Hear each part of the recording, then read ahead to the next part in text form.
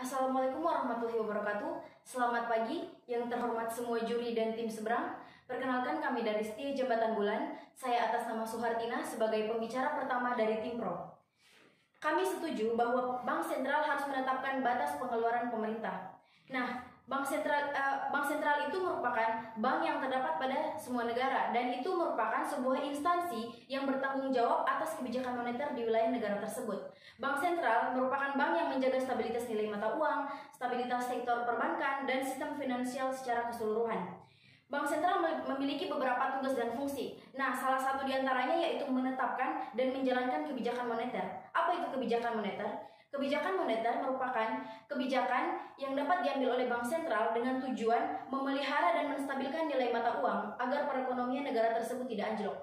Nah, di sini Bank Sentral itu berfungsi untuk menstabilkan nilai mata uang yang beredar di masyarakat.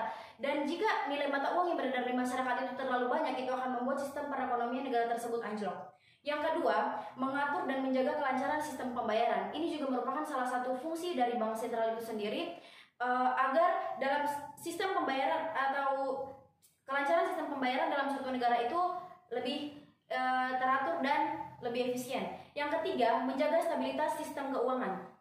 Stabilitas sistem keuangan itu seperti yang dijelaskan tadi, bahwa sistem keuangan itu harus stabil, dan itu merupakan salah satu fungsi dari Bank Sentral. Kemudian ada yang namanya pengeluaran pemerintah. Pengeluaran pemerintah itu merujuk pada belanja barang dan jasa oleh pemerintah. Nah, pengeluaran pemerintah itu merupakan penggunaan uang dalam sumber daya suatu negara untuk membiayai suatu kegiatan negara atau pemerintah dalam rangka mewujudkan fungsinya dalam melakukan kesejahteraan. Nah, pengeluaran pemerintah itu sangatlah banyak tentunya, seperti pengeluaran untuk pendidikan, pengeluaran untuk kesehatan, pengeluaran untuk gaji pegawai, pengeluaran untuk modal, atau lain sebagainya. Nah, jenis-jenis pengeluaran itu sangatlah banyak, seperti yang saya katakan tadi. Contohnya, saya beri contoh seperti pengeluaran biaya pegawai, belanja barang, belanja modal, belanja bunga utang, belanja subsidi, dan belanja hibah. Nah, saya jelaskan salah satu diantaranya, itu belanja hibah. Belanja hibah itu merupakan pengeluaran anggaran pemerintah yang dilakukan untuk organisasi internasional, BUMN, BUMD, ataupun bahkan pemerintah daerah. Kemudian pembelanjaan negara itu sangat diperlukan. Mengapa? Jika pembelanjaan negara dilakukan, maka itu dapat meningkatkan perekonomian negara tersebut, dan salah satu faktornya yaitu dapat meningkatkan sistem perekonomian yang efektif dan dapat terjangkau di masyarakat.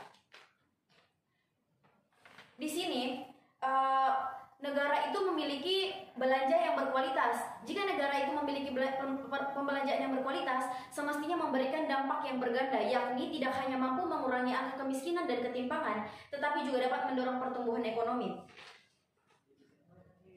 Ketika pengeluaran pemerintah melebihi pendapatan, maka pemerintah dapat menjalankan defisit fiskal. Sebaliknya, jika pendapatan melebihi pengeluaran, maka pemerintah menjalankan surplus fiskal. Ketika sama pengeluaran dan pendapatan pemerintah, itu dapat disebut dengan fiskal seimbang.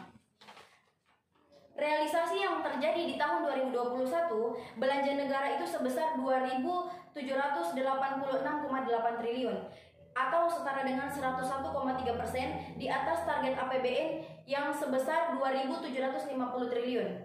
Artinya bahwa 36,7 triliun dari APBN atau tumbuhnya 7,4% dibandingkan tahun lalu, yang hanya sebesar 2.595 triliun.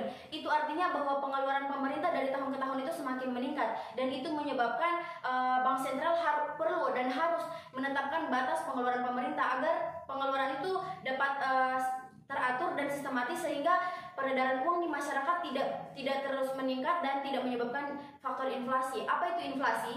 Inflasi merupakan kenaikan harga barang dan jasa secara menyeluruh dari tahun ke tahun atau dalam kurun waktu tertentu. Nah, jika inflasi sampai terjadi di suatu negara tersebut, itu menyebabkan kesengsaraan rakyat atau pertumbuhan ekonomi itu semakin menurun. Nah, seperti yang terjadi atau seperti yang sudah kita saksikan bersama, bahwa inflasi itu dapat terjadi kapan saja, sehingga perlunya Bank Sentral menetapkan batas-batas pengeluaran pemerintah yang seperti saya sebutkan tadi, belanja negara, belanja pegawai, belanja modal, belanja utang, dan lain sebagainya. Nah, di sini kami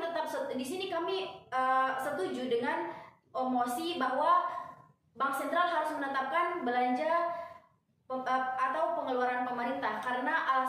sudah dijelaskan atau yang sudah saya sebutkan tadi. Mungkin itu saja dari kami tim Pro. Sekian dan terima kasih.